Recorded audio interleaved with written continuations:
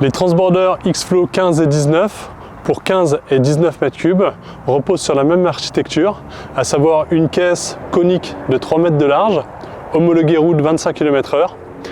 Dans le fond de la caisse, on a la vis plongeuse de diamètre 500 qui vient.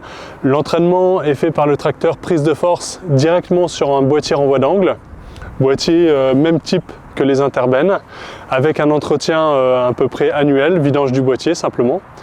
Là, dans le fond du transborder X-Flow, on a une trappe hydraulique qui va permettre de réguler le flux de matière.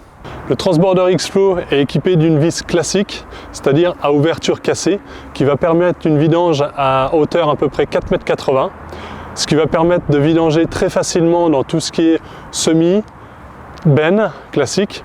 Les X-Flow 15 et 19 ont été développés pour passer dans des conditions extrêmes, c'est-à-dire que c'est un transborder qui est léger et qui va pouvoir passer très facilement grâce à des grandes roues qui va limiter le tassement.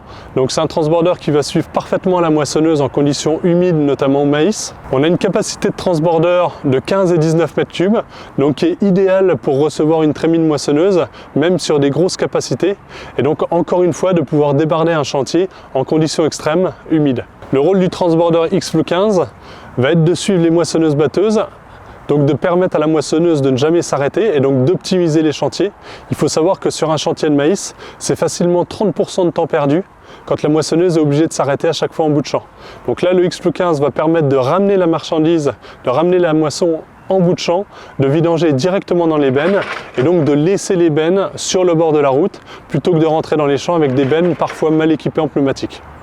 La vis de 500 du X-Flow 15 et 19 vont permettre d'avoir un débit de vidange de l'ordre de 10 mètres cubes minute, donc ce qui veut dire environ 1 minute et demie pour vider le X-Flow 15 et un peu moins de 2 minutes pour vider le X-Flow 19.